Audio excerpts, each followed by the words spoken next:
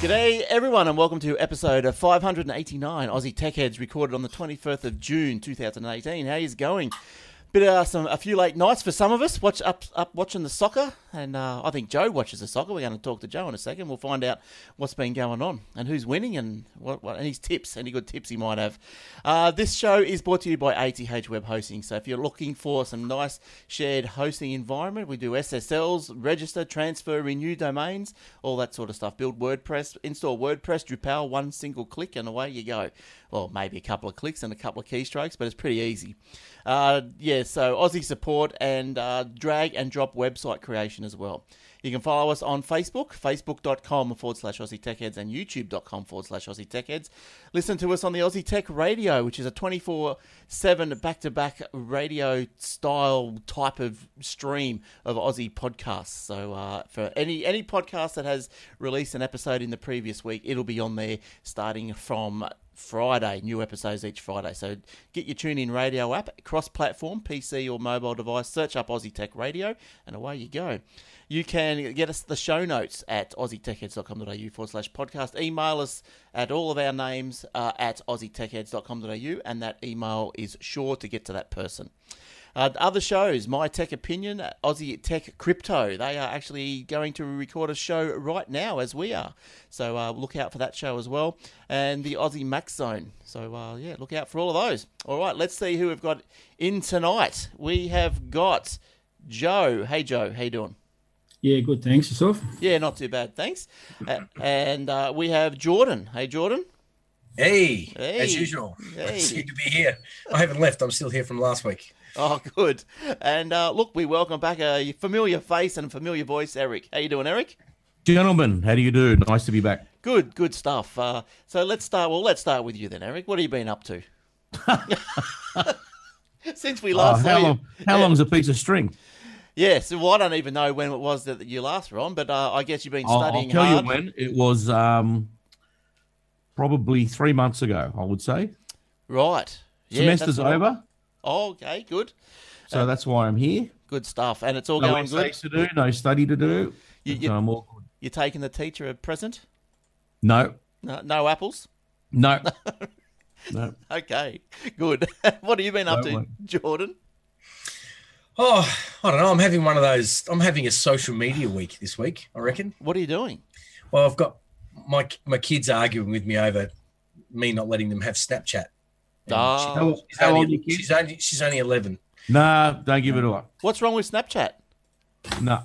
Why not? I think any social media is it says you got to be 13, and a lot of parents don't push for I that. follow that religiously. Yeah. I think it's harmless enough, but their brains aren't mature enough to deal with whatever consequences may happen. Yeah, they don't know how to read between the lines. No, somebody can text something or say something can mean one thing or mean another. Right, and they're easy to get conned.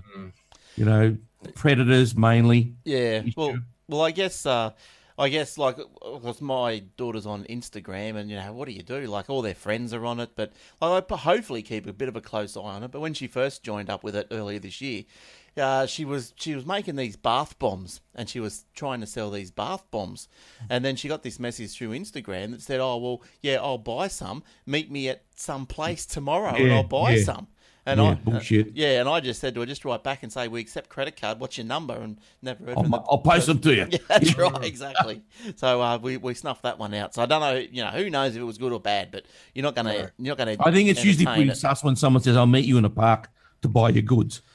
Yeah, yeah. I'll be the one in the raincoat, the long raincoat. That's right. And my daughter's been using her mum's Instagram and sort of been learning the ropes, so to speak, through using hers, and then her mum can watch at the same time. It's exactly. kind of all right. Yeah. But when she wants to have her own Snapchat, because all my friends at school love Snapchat. Right. Yeah, I'm stuck between a rock and a hard place. I really do believe that social media at that age is the devil's work.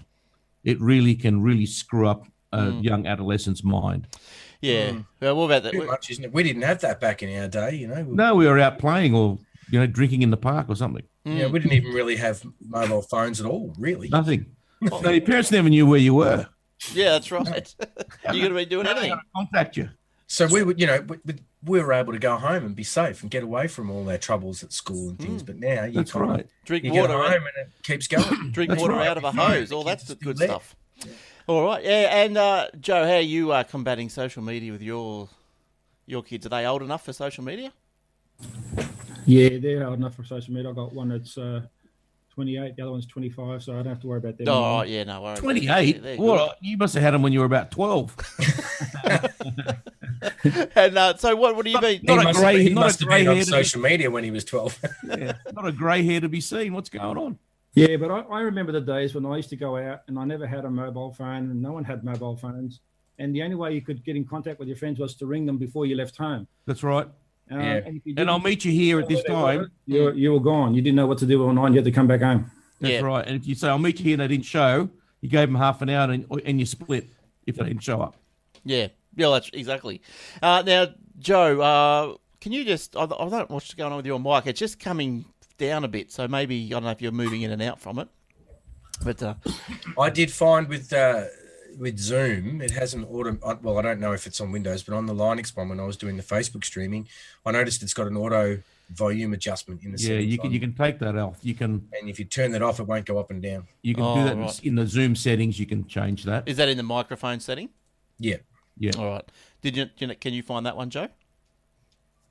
How's that? It's just next to the microphone mute button on the bottom of your screen, of the Zoom screen. And you just push the little up arrow and you'll see the audio settings. Or it's just go to video settings and that'll bring up the whole screen that has your audio settings as well. I've got the volume mixer up. Yep. And cool. not the mixer of the computer, the mixer of Zoom. Ah, okay.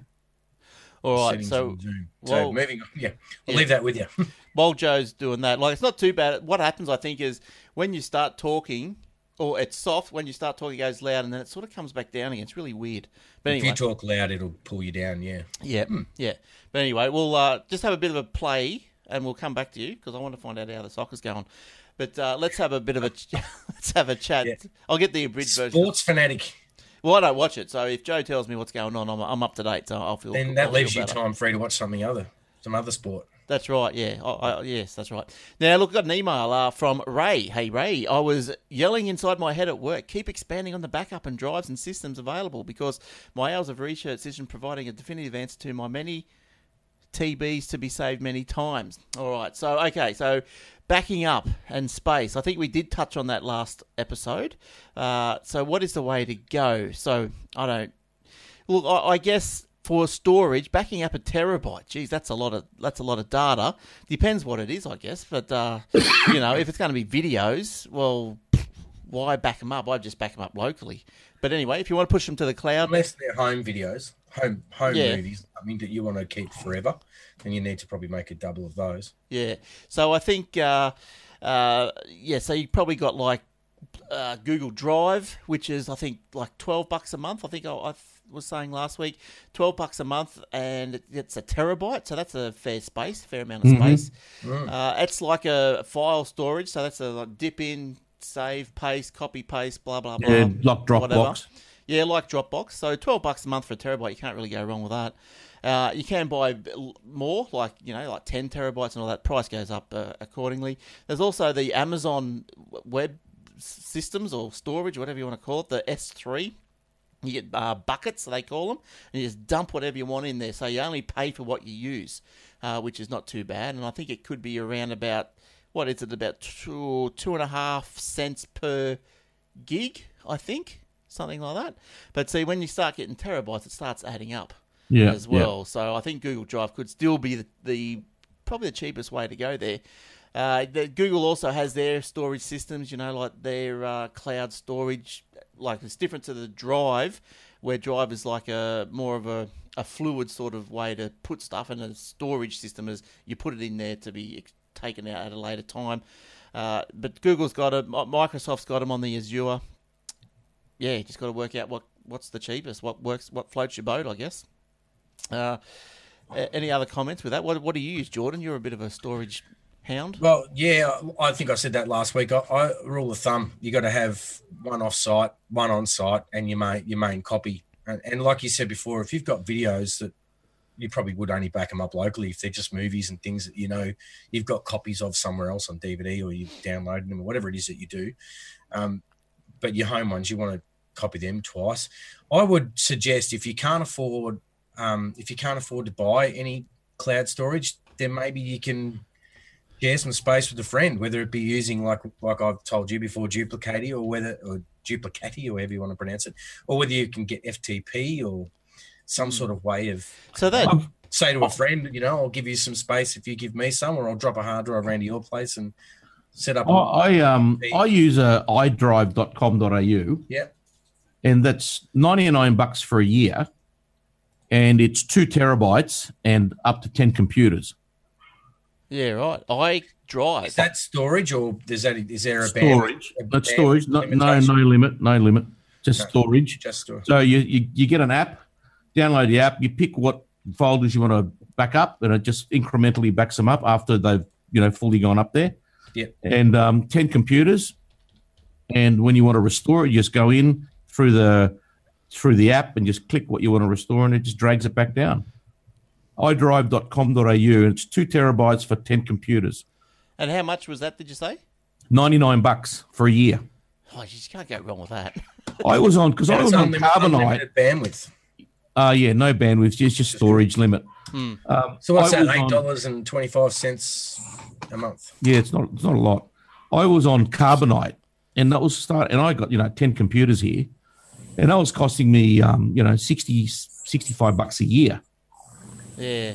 Times 10, and I thought, geez, I might even look at that myself. So I thought, I'll get this. iDrive, 2 terabytes, cancel the Carbonite, back everything up again, and Bob's your uncle. It works really well. The only thing is that if you've got massive, like, was it Ray you said earlier was saying he's got videos? If you've got massive videos you want to back up, I assume you want to be able to, they're going to take ages to upload massive videos. It does take a while. It's going to depend on his bandwidth on his side. Yeah. I started this when Telstra upgraded the upload speed, so it took no time at all, really. And I was sending something like 65 gigs of photos up, and it took pretty much a couple of days. And just left it. Well, I think I've always liked being able to just have a USB drive or something, you can fill it up and then take the USB drive to somewhere else, and then continue the backups from there. So you get the bulk of it already in place, and then you just upload. You can use any sync application that can sync. Yeah, that's right. Set up syncing. Otherwise, just keep adding manually or. Yeah, so I'm quite happy with it so far. I hope it stays. I might look into that. That's a very reasonable price there. They got a special on limited time only, $52.12 for the first year. There you go. Then it bumps up to $69.50. That's not bad. iDrive. Mm. And they've also got an app that's called iDrive PC Remote app. So it's sort of like Task Viewer. So it does like all the syncing and everything on scheduled tasks. No, you can log into your other client computers and whatnot, like Task Viewer, like Glenn uses. But if you sign up to iDrive, they give you that for free. What's Task Viewer that Glenn uses? It's the old log me in. Remember that old Team Viewer? Team Viewer. Team Viewer. Because Task Viewer is viewing something else. Yeah, it's an old Windows 3.1. Yeah. Yeah, all right. So that's a few options there, Ray. So maybe one of those. But what I just want to quickly expand on what Jordan was touched on before with his Duplicati. Like you can do this, say, off-premise storage for free if you wanted to, because you just say buy a couple of terabyte drives, stick him at your mate's place who's on a fair bandwidth, and then fair internet speed, and then with this Duplicati, you install it on both systems, and you can FTP or whatever way it moves across the interwebs, but it will you can then back up to your drives on someone else's computer or at another computer of your choosing at his place. Yeah, that's kind of how Crash Plan worked. It was like a friend-based thing. Like you'd add a friend and a friend would add you, and you'd share him some space, and they'd share you some space. So you can just turn around to a mate and go, "Look, I'll trade places with you. You give me your USB drive, I'll give you mine. Plug it in." Yeah, but Crash Plan stopped that when they ditched their home plans. Yes, so that's why everybody's jumped ship now, trying to find another. I think Crash Plan is actually the iDrive are the people that actually used to own Crash Plan. Oh, really? Oh, right. Yeah. Okay, well, that explains a lot. Yeah. So that might, but they, it seems good so far. Good. I might have looked into that myself because I've still got Crash Plan on mine. But as you know, I think I've mentioned before that the stupid thing doesn't back up, doesn't like my map drives on the server. Right. So the only way, this one does map drives. Yeah. So this one does map drives. Yeah. The only way I'm getting mine to work at the moment, this is Crash Plan, is then I've just done it before the shows because before I rebooted the computer before the show, I uninstalled Crash Plan and then I'll reinstall it later tonight because as soon as I boot with it installed, it will stop working. I've got to uninstall it, reinstall it, and that's giving me the errors. Well, you might want to get onto this, mate. Oh, this one also, just last thing, it allows you to either just upload your files to their drives, or you can make a local copy of it as well. Oh, same as Crash Plan. Yeah, right, nice. So you can do both. So if you think, it's over there, I'll grab it because I deleted it from my main drive. I'll just drag it from a local, partition or whatever. Yeah. Yeah, nice. Oh, yeah, it's a support. I don't know where all the data's held, but you'd have to probably ask them if that's an issue for you. My drive have been around for years. I'm surprised that I haven't stumbled across this before. If you exceed the storage limit, there may be an overuse charge of 25 cents per gig per month. And that, again, is pretty reasonable because that's just what AWS is. I just wanted to quickly show you or tell you about the AWS calculator. If you haven't seen it, you can Google it and you'll find it. Just the Amazon price calculator or whatever. Is in US dollars though. Do not forget. Oh yes, that I did get stuck with that once. And Eric, you were right. You point me on the right track. So it is in US dollars. But so what you do is you can just punch in how many gig that you're going to have and all that, and then it'll tell you how much it's going to cost you per month. So easy as. So storage, standard storage, you want a terabyte. 1,000 gig, so that's going to cost you $24.87. But don't forget, when you do it this way, it's not just your gig, but also your requests.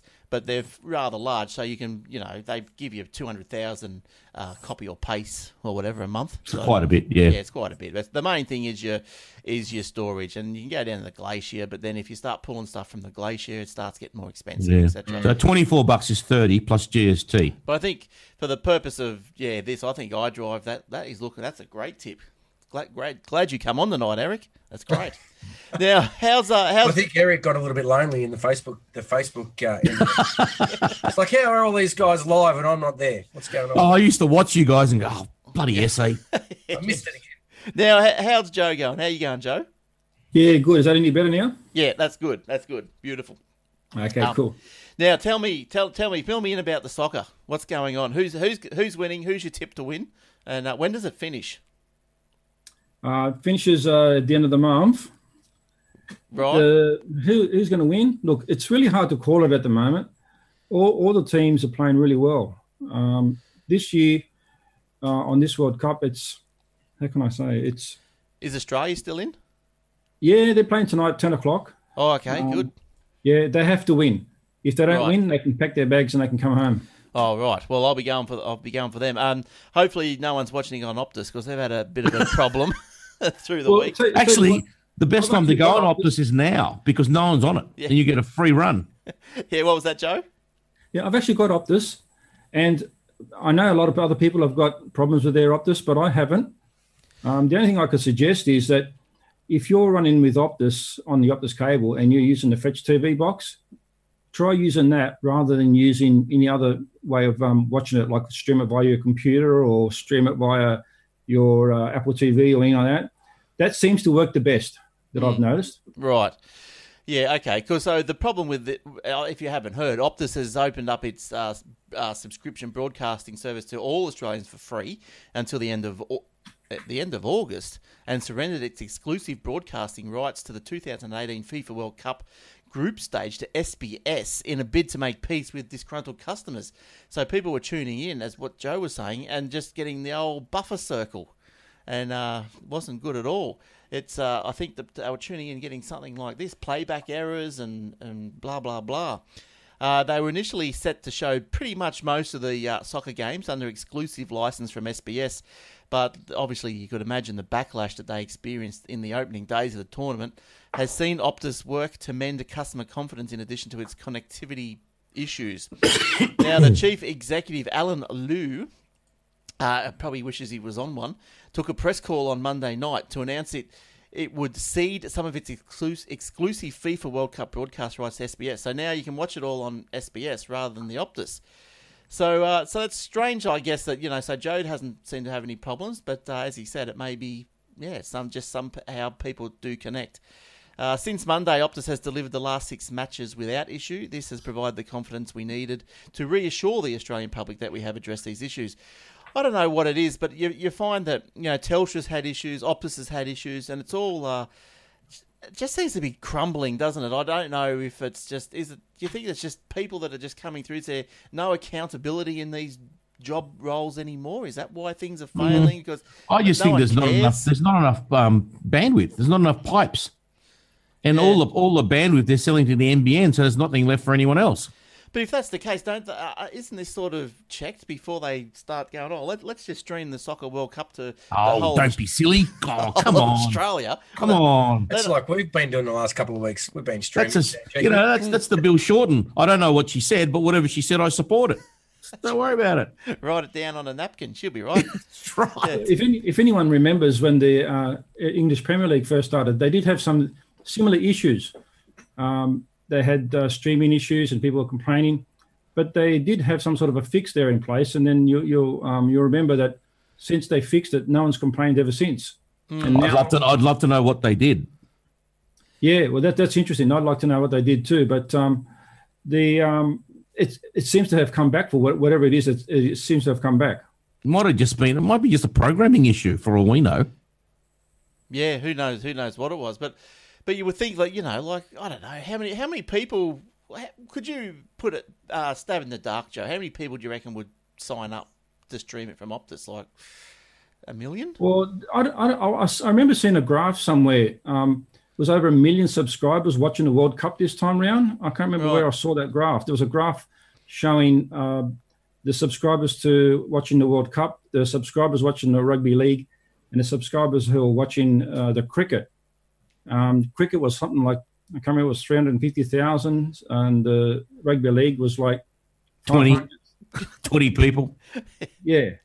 Yeah. So, and then you've got the soccer. There was over 1 million people watching it this time round. So you got 1 million. Yes. Big thing. It's a big number, but then what I was going to try and do is compare it to, say, like Netflix or something like that, because you have to think would you think there'd be 1 million people on Netflix? Oh, in Australia, easily. Yeah. So they don't... But maybe not all at one time. Yeah, true. But anyway, it's on SBS, so coming over the air is better than coming through the pipes. So that's good.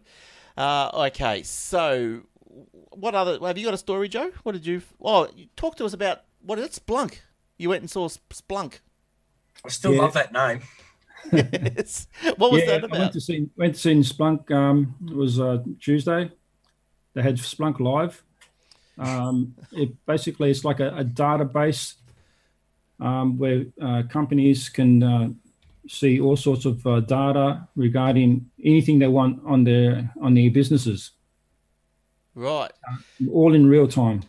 Yeah, so I think I've got just show a graphic here. Yeah, so it's so that what they do is they increase ROI reusing data across IT, ops, learning, analytics, and support. So I guess it's for businesses that have got just masses amount of data, like just absolutely masses amounts, and you want to pull out a very weird configuration of statistics. So this will let you do it. Is that about right? Yeah, that's right. Let's say, for example, you've got a whole heap of people leaving your business, and you've got no idea why. Why is it that so many people are leaving the business? So what they do is, with this software, they can actually drill down and find the root cause of what's actually happening. Yeah, so I guess, so for an example, what is it, say, like, they could say, show me, so all of the people that have left in the last 6 months, show me their gender, show me their, I don't know, hair colour, their pronoun, show me their yeah, you put me off. Show me your binary. Show me their hobbies or whatever, and then they'll get a report out with with some data that you could probably look at and analyze and go. Another example they were using there was that if you've got a production line and you're wondering why at a certain time of the day something seems to fail, and they can't seem to work out what it is. So what they do is they get all this data that comes from the software, from the Splunk software, and then they can analyze the data coming off it. Now, the data can come from a variety of sources. It can come from sensors. It can come from camera. It can come from IP addresses. It could come from terminals. It can come from people's computers. It can come from swiping passes. It can come from any sorts of anywhere the data can be implemented. They can monitor that. Right. Yes. So they go ahead and they try and find out why is it that this sort of problems occurring at this time of the day, and they drill right into it to eventually find out what the problem is. Yeah, it's pretty good software, isn't it? I bet you it's pretty pricey though. I was speaking to one of the reps over there, and they were saying that they charge per gigabyte. Right. So there it is, 188. Starts from $188 per ingested gig. So that's what does that mean? Prices is based on how much data you send into your Splunk installation each day with built-in volume discounts. So $188 a gig. Yeah, that's right. So what that does is all this information is gathered. It goes into the Splunk servers. It goes into the Splunk software, and then from there you can run commands and ask it questions. Pretty much like they actually, funny enough, they actually did a demonstration with Alexa, asking Alexa to find some information, and they actually got Alexa connected to it too now. Right. So with it, so Splunk's a bit of software that sits on your desktop or onto the cloud somewhere. So it can sit in a desktop. It can sit in the cloud. You can run Splunk on virtually any type of operating system. So I guess like if it's running standalone on your desktop, it'd be hard for them to gauge how much they're ingesting. But so I guess if it's running in the cloud, I wonder if like a big company that's got massive amount of data, well, they're going to have their data in like AWS or somewhere. So I wonder if they just pipe it straight into the Splunk software. That's right. If it is local, then they have to run it straight into the Splunk servers. Yeah. Then it comes back to them when they want it. Yeah. Well, it's that's very interesting, isn't it? I'll never have a use for it. But it's very interesting what people can do with data, and that's where it all happens, isn't it? Like if you can manipulate data and make sense out of meaningless numbers and heaps of data that's just in the big pool, well, yeah, you're gonna make some money out of that, aren't you? That's what Facebook and all the Visa cards, and that's what they're doing. They just know what everyone's buying. That they can see the trends, and they just analyze the hell out of everything. All right, good, Joe. There is a for people who are interested in using it and seeing what it's like, there is an introductory 500 megabytes limit per day that they can use the software. Right. So if you want to see what it's all about and what it can do, you can actually download it, install it, and run it. And up to 500 megabytes per day of data, they allow you to use the software for free. Right. Yeah, so nice. if you've got such a small business or local need for something small to do, you can run it indefinitely and it'll still cost you nothing. Yeah, that's good. Well, it sounds like you had fun. Yeah, no, it was good. It was really good, really informative. Did they give you any cucumber sandwiches? Yeah, actually they did. They gave us coffee when we got there. Nice. There was brekkie, and they also gave us lunch as well. Did you put the cucumbers on your eyes? Nah. How do I get rid of this Splunk? Yeah, so, because I remember I went to an Intel thing once, and I remember I got cucumber sandwiches. The only thing I don't eat is cucumber. And so I love cucumber. Oh, they come out with cucumber sandwiches. I wasn't happy. All right. Apple has been fined $9 million as federal court finds repairs policy has breached the Australian consumer law. So we won't go too much into remembering the story, but remember Joe Blogs goes down to the Apple store with his Apple iPhone. He's had his screen repaired by John down the street because, I don't know, Apple shop might have been too far away or too expensive or whatever. Then something happens, his volume button falls out. So he goes into Apple and says, unrelated to the screen issue, my volume button fell out. And Apple goes, no, we're not touching that because you've had that open by a third party. So that was pretty much the basis of what's been going on. So anyway, the ACCC has said that no, Apple, for an unrelated issue, you need to fix these machines. So it occurred that the problem also occurred after Apple released its iOS 9.2.1, which contained a factory test intended to verify the Touch ID fingerprint authentication scanner on the device was genuine. So this is also part B of the issue. However, the test caused, once this test came out, because it was probably mandated through the software update. However, the test caused Apple devices that had been repaired by unauthorized parties to display this error 53 message that bricked the iPhone. And then Apple said, no, wash their hands of it. So anyway, they've been fined $9 million. If you were one of these people and then went out and bought another phone, well, you could probably go to the webpage, get the show notes, go to this article, and maybe do some Googling, because Apple said it would also provide a new replacement device if the consumer requests one, rather than giving them a refurbished one. Now, this is if you were one of these people that were dudded in this instance by Apple. Because at one point they were giving out refurbished ones instead of replacing the new one. Especially if it was under warranty, they should not give you a refurbished phone if you're under warranty. Yeah. But how are you going to know, though? You're not going to know, really, are you? Well, you do, because if they grab a phone from behind a Genius Bar that's in a brown box, it's refurbished. Yeah. And if it's in the white box, it's new. Right. Okay. So I remember the only time I went in, when I cracked the speaker on mine, I had to pay him the 300 odd to get the new one. Yeah, that's the refurbished one. You would have got a refurbished one. Yeah, I thought it come out of a white box, but that's all right then. Yeah, so maybe it wasn't. But, cool. Any other comments on that one? All good. Anyone else had Jordan, you got a story, haven't you? You got a couple hidden away there. I've got quite a few. I think since I got the streaming right, I've had more time this week. Good. So I started Monday getting stories. I got a few, but just while you're on the Apple topic, I've got one here. It's not really an article, but it's just it was an interesting read. It says the 5 most important changes and additions coming to the iPhone in the next major update. Oh, hold your breath. iOS 12. The first one is iOS 12 is going to make older iPhones faster. And newer ones slower. Yeah, I reckon it'd be a great one. There are plenty of new features coming to iOS that are intended for the latest models of iPhone, such as I can't even say that. Mentioned memoji, whatever that is. Informational memoji or something? I don't know. Something like that. But one of the huge features that's aimed squarely at older phones is a major performance improvement.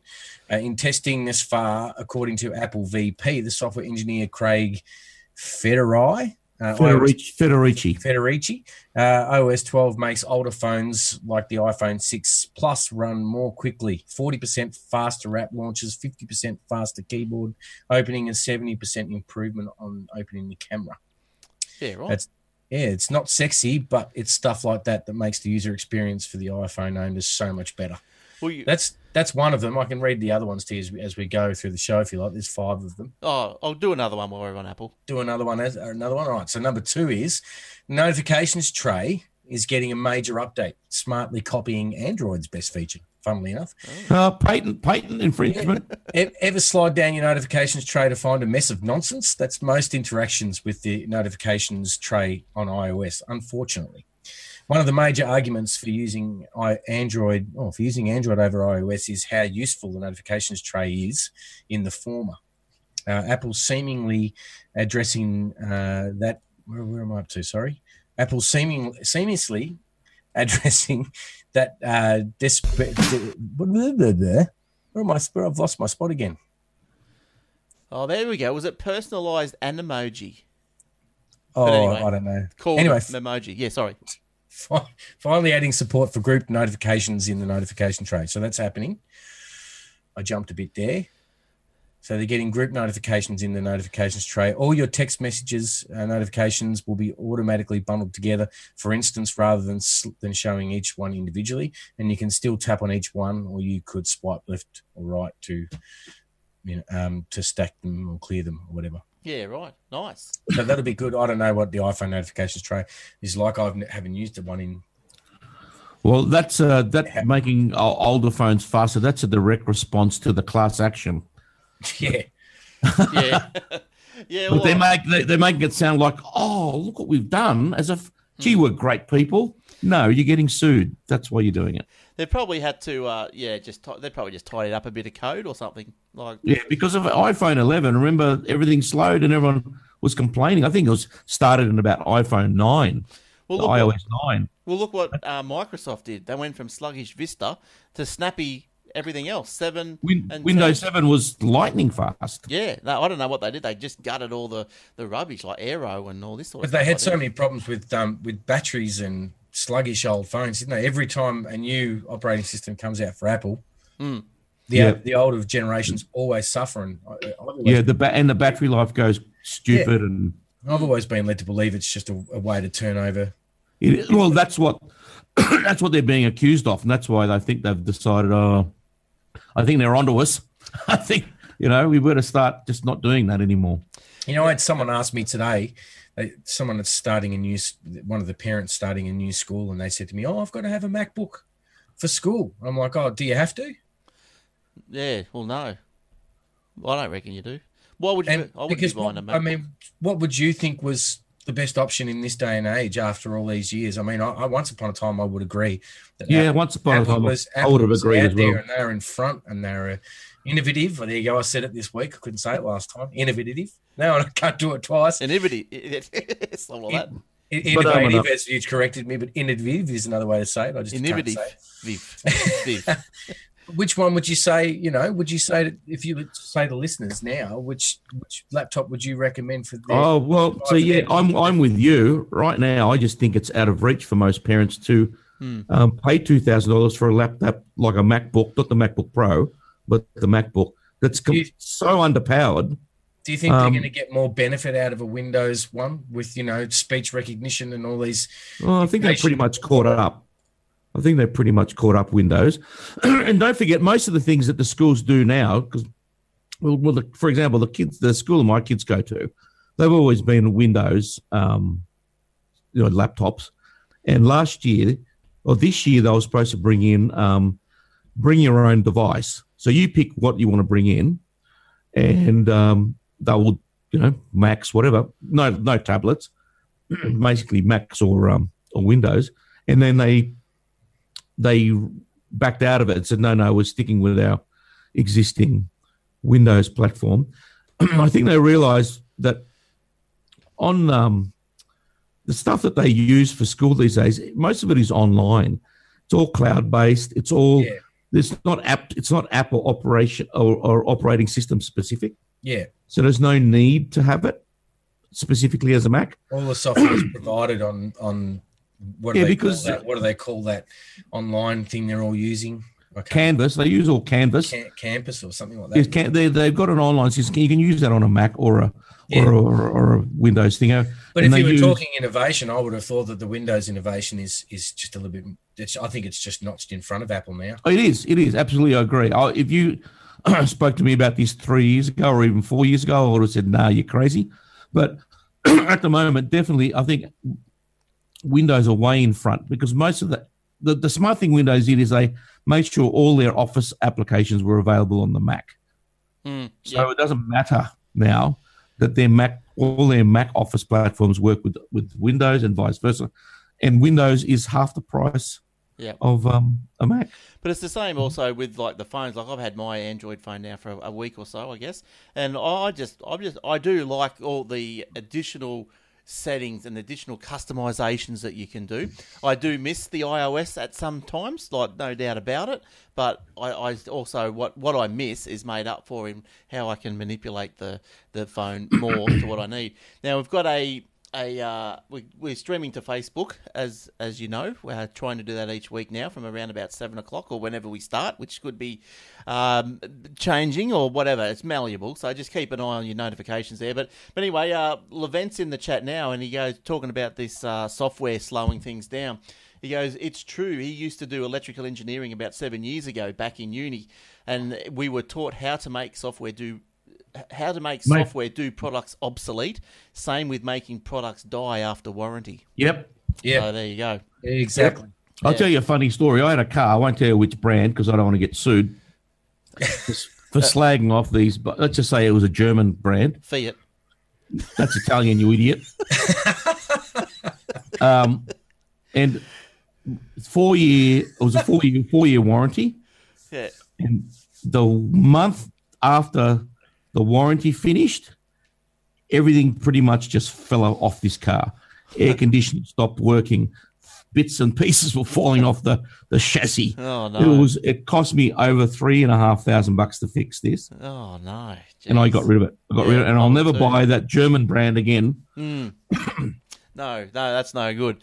All right, so look, moving on. Look, you can download now. Google Podcast has been released this week, so it's a podcast app on the Google platform, released by Google. It's probably not as good, nowhere near as good as iTunes yet, but there are other podcast apps on Google if you're on the Android, if you want them. But Google's unveiled a podcast app for Android devices, so it's available now globally. I've downloaded it. This has the potential to help double podcast listenership worldwide over the next couple of years. So, yeah, you can subscribe, you can play, do all the little basic things, but look, it'll probably improve over time. Its version probably, I didn't screen cap what version it was, but it's probably version 1.0. So, it's good. It's good getting there. What's it's got to be better than the podcast app on Apple. It is version 1.0. I just looked it up. Oh, there you go. All right. So, Joe, what else have you got? What other stories have you got for us? Please. We've got YouTube. The red version is now turned to premium. Yes. Has anyone ever used? So does that mean they're Bluetooth now? Has anyone ever used the YouTube Red? No, YouTube Red, no. It keeps every time I log into YouTube, it keeps asking me, "Do I want a free trial?" Not RedTube, YouTube Red. Oh no, that was RedTube. Yeah, sorry, no, I haven't tried either of the Red Tubes or YouTube Reds or whatever they are. No. Which one's got better quality video? I've got to check them out. Yeah, now look, YouTube Premium is, as it's known now, as of the Monday, the 18th. It replaced YouTube Red. Now, YouTube Red, for those who don't know, was the ad-free version of watching YouTube or even listening to YouTube music. So you get that ad-free. Yes. And I think it also worked on your Google Homes a bit easier than, because when you say I'll play something from YouTube, it won't work, will it, on your Google Home? Yeah, that's right. What would happen is that if you didn't have YouTube Red, it would only play generic playlists. Like, for example, can you play 80s music? And it would play like the top 100 80s. You couldn't specifically say, can you play, Madonna, for example, or anything like that. It'll play just the whole 100. It wouldn't play the specific song. Yep. Yeah. And it's good because it plays the latest songs as well that are in the top 40 at the moment. Right. So how much is it? Do you know? Yeah, look, it's going to be $12 per month for the YouTube Premium, or if you just want the music only, it's $9.99. Right. Now, if you were subscribed to the RedTube before the 18th, they upgrade you to the which was just the music version of YouTube. They upgrade you to the Premium. All right. Yeah. Now, so what do you get? Did you say you get movies and TV and all that? Is that what you get out of this? Okay, so it's like joining Netflix. Yeah. Well, there's not as many titles as Netflix. Right. But they're building on them. Yeah, I'm sure that'll get better, yeah. Yeah. I think, like if you get YouTube Premium, you'll get ad-free music. One of the big pluses is that you can listen to music in the background, so you don't have to have it. You don't have to have your screen on to hear the music. Okay, all right. Because in the past, what you'd notice that if you didn't have the YouTube Red, as soon as your screen turned off, your music would turn off. Yeah, that's right. So with the Premium, that doesn't happen. You actually continues to play. It allows you to download songs as well, so that you can play them when you're offline. Right. So it's like Spotify, the music bit, by the sounds of it. If you stop paying, the license expires and then you can't play the music anymore. Pretty much, yeah. Yeah, that's fair enough. It's probably got a little way to go to catch up to Spotify, but Spotify's been around a while. Yeah, that's what everyone uses around this place. Yeah, well, that's what we use around. Well, I was using Spotify, but I stopped using it as of a few weeks ago. Why's that? Right. I just continued using YouTube Red or Premium now. Yeah. Right. What? And so all the music you listen to is still available on the YouTube Red Premium, whatever. Yep, definitely. Yep. Right. Do you listen to Andre Rieu? No, I don't listen to Andre. He listens to Peter Andre. Yeah. Oh, Peter Andre. What's happened to him? Got the Andres back to front. Yeah. So okay. So that's all right. I know. Yeah. Look, everyone probably likes watching YouTube without ads, but all these little $10, $12 a month, they soon add up. I know. That's how they get you. You know what I wonder? Maybe someone might know this. Is if you're actually using YouTube Red and there's no ads. So how do these people get their money? Like, how do they? By you paying $12. Well, that's how it works. Yeah. So you reckon that they divvy it out? Yeah, they do. Yeah. Okay. They do like Spotify. They do that with Spotify. They divvy out the subscription money after their costs and their profit margin, whatever. They must. Doesn't Spotify normally pay the artist as you listen to their music though? Yeah, but it's a very small amount. Very small amount. So, for example, they did an analysis a little while ago, probably a year ago, that for Taylor Swift would have to have one of her songs played 1 million times, which is probably possible worldwide, for her to get a check for $5,000. Yeah, right. So it's a very small amount. But once these businesses get in front, it's pretty hard to knock them off the top anyway. Yeah. Becomes tradition. Early adopters. That's right.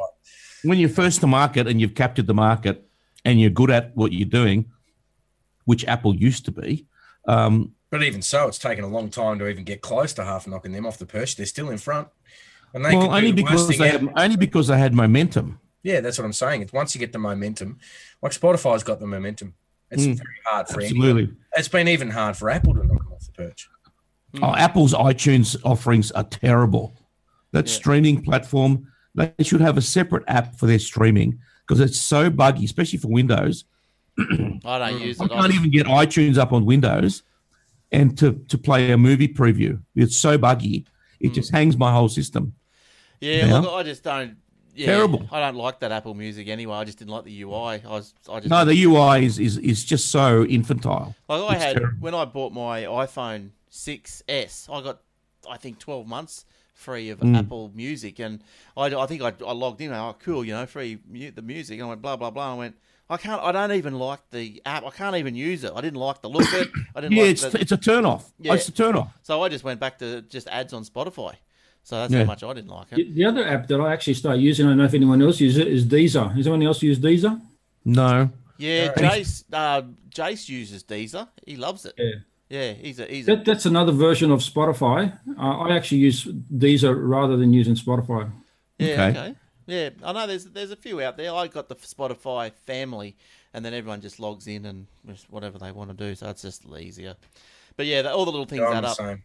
Amazon brings Prime to Australia. Yes. Yeah. So I've been on Amazon Prime for 2 years. Yeah, and like it. Yeah.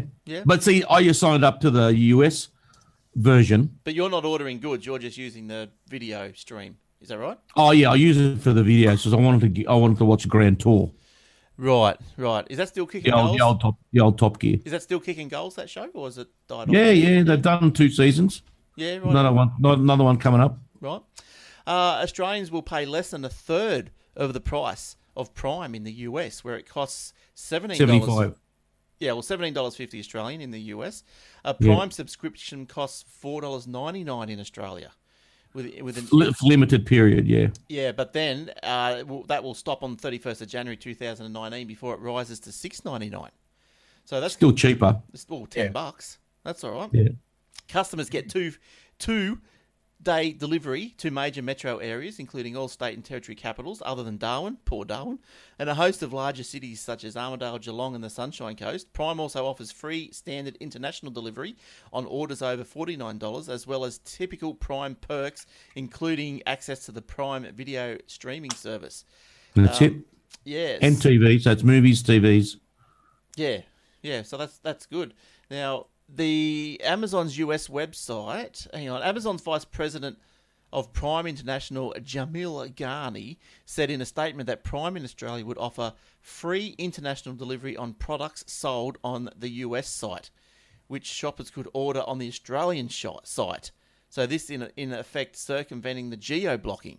That's it. But then, wasn't there a hoo-ha the other week about Amazon going to geo-block the US site because they didn't want to go through all the GST rubbish? Well, if they're buying it out of the Australian site, they're already set up for GST, so they'll just transfer it across. You just pay the GST to the Australian site. Now, since the day before Amazon started taking orders in Australia, shares of Myer were down 41%. Well, they minus $1 now? Yeah, I don't know. No, they were down 41%. You can't go into the negatives, can you? No, I don't know. I reckon they're going to get a point that they'll be paying you to hold their shares. Yes. Shares of Harvey Norman are down 17% and shares of JB are down 5%. So it just goes to show you how the market reacted when Amazon flung its doors open over here. But, geez, Myer was a bit of a shock. Like, no one ever... What are they worth now? Myer, they're hopeless. I don't know. I don't know if that's that here. But well, I'll give you an example of Myer. I ordered some goods from Myer. Yep. And they sent it I've ordered 2 packs of undies, 2 packs of socks, right? Were they the Superman undies? Yes, they were. Right. And they sent it in 3 different packages over a week. And then people wonder why they're not buying from Myer. Well, I remember reading the story a little while ago how I think Myer were refusing or, really bucking the trend to go onto an online store. And they didn't want to do that. Yep. Yeah. But now they have to, and I guess that they've come late to the party. They've the store's probably rubbish. They're probably shipping 1 pair of undies. That you've asked for 3. They've shipped 3 individual pairs. Well, there was it was 2 lots of a 3-pack. 1 pack had 3, another pack had 3, and the socks were the same. 1 pack had 4, another pack had 4. They're all wrapped individually. If you go to the store, you'd pick up the package, right? Yeah. And they're worried about plastic. So they've gone, okay, there they are. I'll grab that, put it over there. Let's send it out. Let's send it out over a week, shall we? Well, hopefully they weren't refurbished. So, you got to watch yourself these days. Well, if they are refurbished, maybe I'll order from the ladies' department. Oh. Sorry, YouTube. That's a bit creepy. Lady, edit point. Edit. Better add YouTube to your spam blocker, Glenn. Yeah. Yeah, this isn't RedTube. Come on. Now, Optus is... Now, how's this? Did you know that as of June 2016, before we stopped counting, there was 90,000 dial-up internet subscribers left. 90,000. Who are these people? I'm going to go around there and give them a bit of what for? Punch them in the neck. Who are these people? I don't know. But anyway, after 20 years, Optus is killing off its dial-up internet service. Telstra announced it about 2 years ago. Telstra kicked it. So Optus is about to kick it. I think their last day for... I think that tells a story about Optus right there. Optus's last day for internet dial-up is the 15th of July 2018. So if you've got a dial-up internet connection and you're listening to us, which you probably wouldn't be because you wouldn't be able to download us, it would take you, say the podcast is, say 70 megs. 70 megs, that's right. It would take, I remember the dial-ups would say maximum 13 meg an hour. So what's that going to take you about 4 or 5 3 hours to download our show? It's the best way for them to make a deal, like, $5 a month for 500 meg. It used to be because nobody could download more than that. So that's now right. they can make them, we'll give you dial up $5 a month, unlimited. Man, go for it. Unlimited frustration. Unlimited. You can have it for $5 a month, unlimited. No worries. Maybe download all you want. Download all you want. Maybe that's what they thought they would do with this obsolete technology coming up. Maybe we'll use all that dial-up infrastructure for the World Cup. For the World Cup. We'll put that. That's what the problem was. Exactly. Hey, Barry, can you plug that in over there, mate? Plug it into the dial-up. It's not making the right noise. Hang on. I know. I thought it was a bit funny when I went onto the Optus streaming side, I heard that handshake, that modem handshake. Yeah, that's weird. That's weird. I haven't heard that for a while. I wonder why that's happening.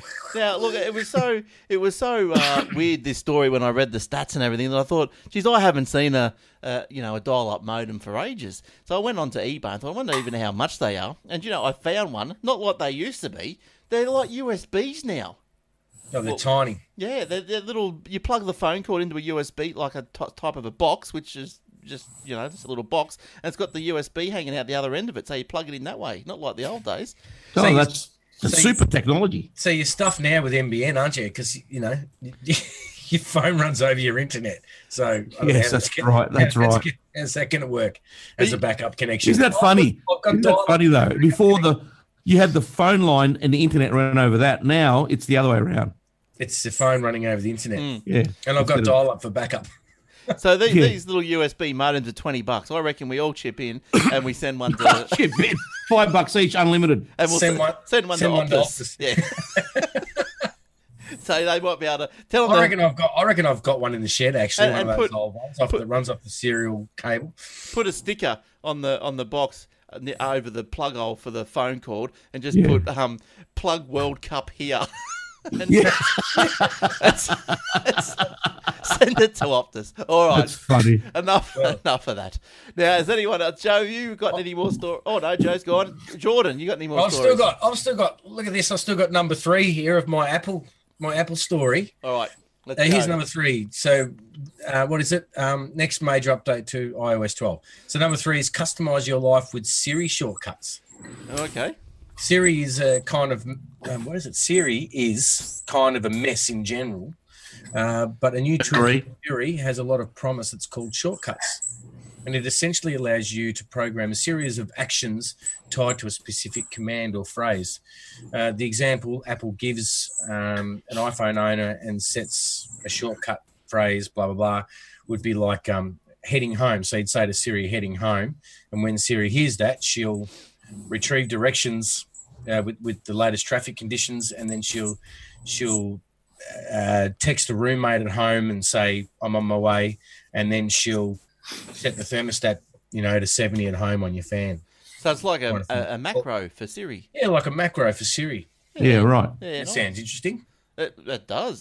Bet you it doesn't work. Yeah. The other thing I found with the Android phone was that, the Google Assistant works, I reckon 100% better than Siri. No doubt 100% better. Oh, 100%. Like, yeah. I used to be a bit of a Microsoft supporter, still am.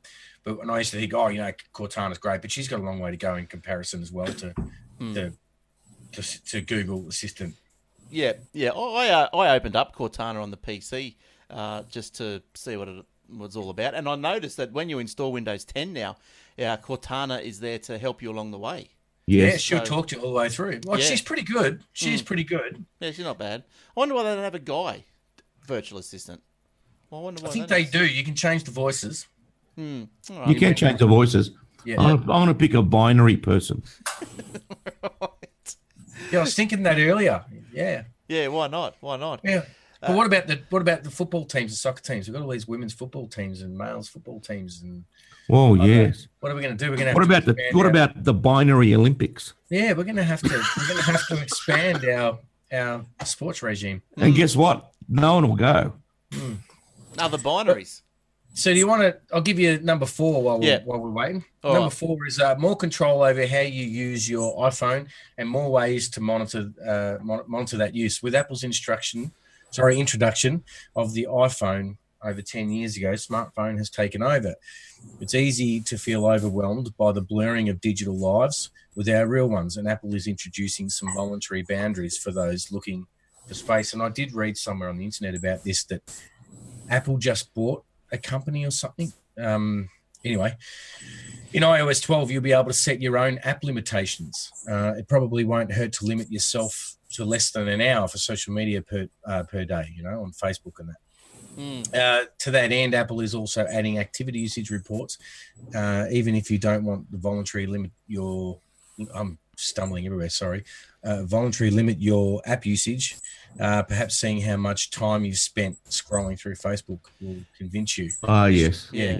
Additionally, iOS 12 is expanding out the concept of do not disturb mode to a new do not disturb mode during bedtime. Instead of simply silencing your phone and ring your vibrations, it will also withhold on-screen notifications. Another problem with the Apple that Levent in the live chat room has just said as well, and this is another one that everyone's forgotten about, is Apple Maps is still bad. Like when was the last? I don't use Apple Maps just because generically I know that they're no good. They're going to put me off a cliff or something. So you just don't use it. They can be very bad. Sometimes Google can be bad as well, but Apple, you put tells you to go in this direction, and then you're walking, and then suddenly it just turns around, and you think, oh, I'm 400 meters in the wrong way. Thanks a lot. So you walk back, and then it does it again. I just don't. Well, now I've got the Android, but I just stopped using the Apple Maps and just was using the Google Maps. Maps. Anyway. I thought you said Apple Mac. No, Maps. No, the Maps. I thought you were sitting there going, Apple Mac's sending me backwards. I'm like, what's going on? What? Apple Map. Yeah, I thought you were, in comparison to Google Maps. Absolutely. Yeah. Now, Google Maps is way better. We're going to go and see if Joe's got any more stories. Have you got any more, Joe? No, I'm done for today. I've got one. Good. I'll give you number 5 of this thing then, and you can please do. Yes, we'll get on to the next. So the big finishing touch is FaceTime. Is getting support for 32 people at once. Yeah, that's good. That's good. Okay, but can you do FaceTime live like we're doing now? If they did that, you'll sell me. Yeah, well, that's what they're saying, isn't it? 32 people at once live. Yeah, but on your computer. Like we're doing now like we're doing Facebook Live, for example. Yeah, you already know it and probably love it. The video calling service FaceTime is expanding out to a massive support for 32 participants at once. Dude, if they did FaceTime Live, where you can stream and do shows, perfect. But I think they're bringing the memo. This we were trying to say this before. Memoji, right into Facebook as well, or FaceTime. Sorry. But I think the problem again, and look, I'm not saying it's just just sticks with Apple, but it's with probably Google as well. But say the FaceTime is just only with Apple devices. So, it's silly, isn't it? So this is why I kept saying Messenger. Facebook Messenger is what everybody's using now. We were talking about Snapchat earlier. My daughter's like, everybody at school's got Snapchat, and I can't communicate with anybody because I've got a Samsung and not an iPhone, and all this sort of stuff. And I'm like, that's the only thing that's holding back people from changing. Is the fact that they want their iMessage and FaceTime. Well, understandably, they're worried about their product being diluted if it's cross-platform.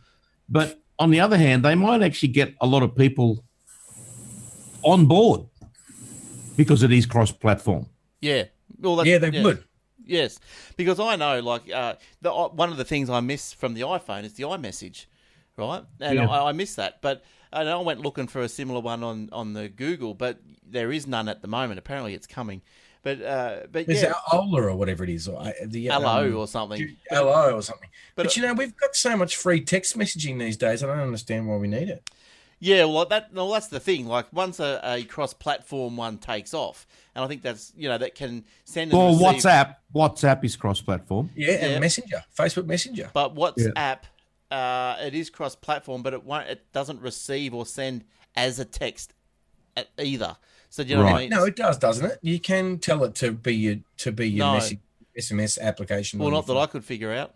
Not that I could. And you can do the same with the Facebook Messenger as well, can't you? I think you can take. I don't know actually. The Messenger, Messenger you can, but with the WhatsApp, I couldn't see that setting. No. But anyway, I thought you could. Maybe I'm wrong. Maybe it was WeChat or something I was thinking of that did that. Yeah. Well, this is my last one for the week before we wrap it all up. And you would remember getting one of these in the post, one of these invoice-looking letters from Domain Name Corp wanting to renew your domain or whatever, pay $6 million, and you'll be right for the next year. Well, they have been taken to the federal court. So the Federal Court of Australia has ordered 2 domain name registration companies to pay a combined $1.95 million for attempting to scam Australian customers into buying new domains issued by deceptive renewal notices. So stop doing it, Glenn. Yeah, I remember Michael from the Aussie Mac Zone. He did a little article on this and posted it up onto his site, onto the Aussie Mac Zone site about this because he received one, and they do look like invoices, and companies do pay them, and it's no good. It's no good. So it's no good. I got one a few years ago, and I thought not from a hoster like you would, and that's why I brought all my domains across to you to the hosting and registration. Because when you got them all over the place, you think, oh, is that from my domain registrar? Yeah, so you think, oh, should I pay that? Then I look at it. Then I go, no, before I go do who is and look at the when it expires. Yeah. And they never match up. Yeah, yeah. That's right. So the ACCC alleged in August that from November 2015 to April 2017, the businesses sent about 300,000 unsolicited notices to customers that that resembled renewal invoices for the recipient's existing domain name, but that the notices were in fact for the registration of a new domain name, costing between $249 and $275. What a rip-off. Well, that's right, it was. And anybody who takes that is stupid. I mean, why would you turn around? You bought your domain for, $20 or $30, whatever you pay for it. But then someone invoices you for one that's 5 times the cost. Yeah, but the problem. Why would you pay it? Well, you and me wouldn't. But what happens is that turns up on little Sally's pay clerk desks, in a big conglomerate. And I'd be like, and I'd be like, well, why the hell didn't I charge her that in the first place? Like, why did I charge her what I charged her? Well, she's probably got maybe payment authority, say up to 500. She goes, oh, that's our domain name, right? I pay that, or whatever, without even really knowing. But anyway, Domain Name Corp was ordered to pay $1.5 million, while the affiliated domain name agency, also traded as Domain Name Register, was ordered to pay $450,000. So the court also ordered the companies each be restrained for 3 years from sending unsolicited notices containing... So after 3 years, they can send more unsolicited notices.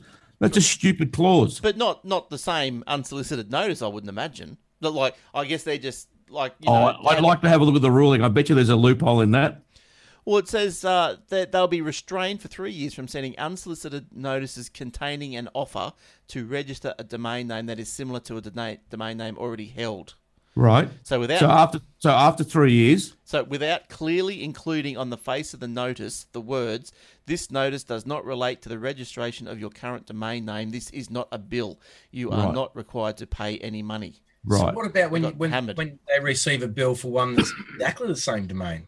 Like, I've got customers who have rung me and said, "Oh, I just got this today," and they forward me the email saying they have to renew their domain name. I'm like, it's not registered with that guy. I guess that I guess that they just try to trick him to register it with them. But I guess the difference there is that those notices are from overseas scammers, right? But at least these ones, they were deceptive. They weren't a scam. They were just really deceptive, right? So you paid your $275, and you still got that domain that was registered. You still got it.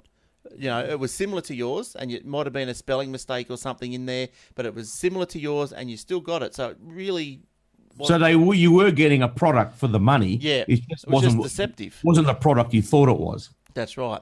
So so the same conditions applied to the guy who ran it, this Mr. Bell, for a period of 5 years. The director, who has been disqualified for managing corporations for the same amount of time, he'll also pay $8,000 toward the ACCC's legal bill. So there you go. All right, good stuff. Well, I had to register on the do not call register today, because I'm just sick of my mobile phone being telemarketed all day long. Just block it, mate. I do block them, but it just never ends. It's like they just call. It's always another. They just get another number. They just get another number and keep ringing. Well, I registered. I thought, why can't they have that for? I wish they could have that for spammers. Register my email address with somebody that says "Do not spam me," and if the spam, we do that. They'll sell it to the spammers for money. Yeah, probably. We can track the spammers down and find them. That's a good. Why don't we start a business? Do not email business, and then we sell the data to the spammers. There you go. That's a good idea. That is a good one. Yeah, we get all the spams would love it, wouldn't they? You got a Russian server you can hook up. I'll put it in my basement. All right. Well, I think that's just about everything done for this week. Joe, did you have anything, other comments on anything or anything else you wanted to get out this week? Any more things that you're going to, events that you're going to, or what's the next event? No, not heading to anything next week or week off. Later on in the year, I'll be going to the IoT exhibition down in Melbourne, though. Ah, yeah, that's right. That'll be good. That'll be really good. So, yeah, take your video camera. You should do some Facebook Lives for your show, your Facebook feed.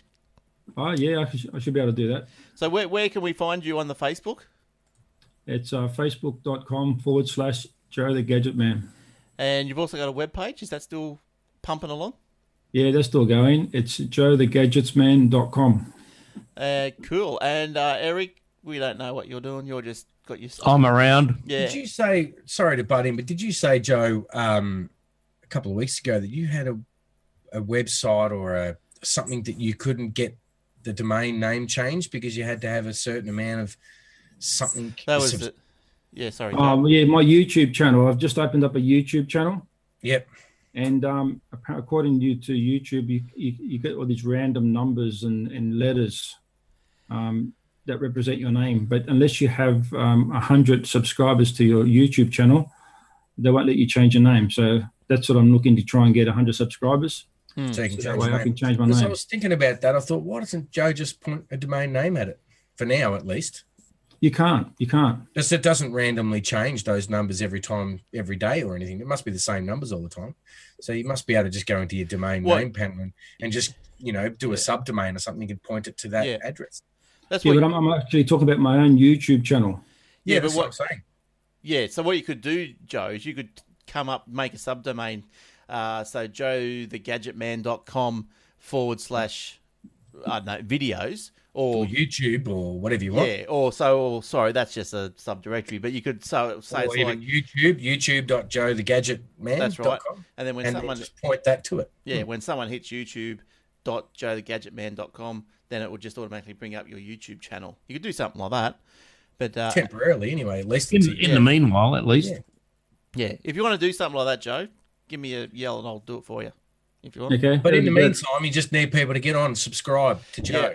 Yeah, basically. That number. And you get the link from his Facebook page, no doubt.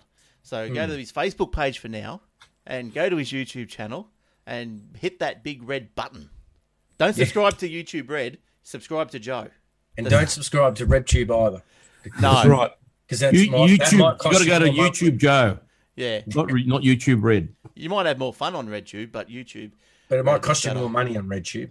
Yeah, and your wife will see it on the credit card. Yeah, it might cost you a lot more money. Yeah, the monthly fee is probably a little bit more hiked up. Yeah, well, that's right. All right, let's get out of here. So, thanks, guys. Thanks, Jordan. Thanks for coming in. Good to see you. No worries at all. How'd your gig go last week? It was great. And you know what? I was going to do a bit of a Facebook feed. I thought that'll be fun. Yeah. And I went down there. I just got so psyched. So carried away. I just didn't do it. Yeah. But I played all the usual ones, horses and all those things. But being with a different band, they kind of put more of a rock, because they're a rock band. They're like a 90s rock band. Bedrock is what they're called. Right. And they like to put a bit of rock on it. So when you get horses, for example, they'll put like a big sort of rocky beat behind it. Yeah. Make it slightly different to the original. So I got down there and it kind of kept me on my toes all night because things weren't always exactly the same as the CD or whatever. Yeah, right. So I kind of just lost my train of thought and forgot to Facebook it. And I was on the way home, I'm thinking, oh, damn, forgot. Yeah. You were having too much fun. That's good. Too much fun. I wasn't driving to the first gig in years that I haven't driven to, so I was able to sneak a few cold ones under the belt. Oh, excellent. I was having a bit of fun. Even better. All right. Absolutely. Thanks, guys. Thanks, everyone. And we'll hopefully see you next time. So don't forget, go to the website, aussietechheads.com.au/podcast for the show notes. They'll all be up there. Don't forget the Aussie Tech Radio news shows every Friday. And that's about all there is for this week. So hopefully you are up to date. Excellent. All right. Go New South Wales. Yes. Go New South Wales.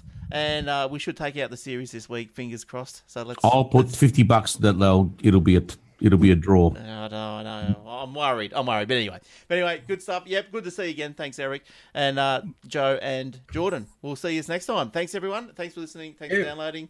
Cheers. Any emails? Send them in. See ya. Catch you later. Bye, all.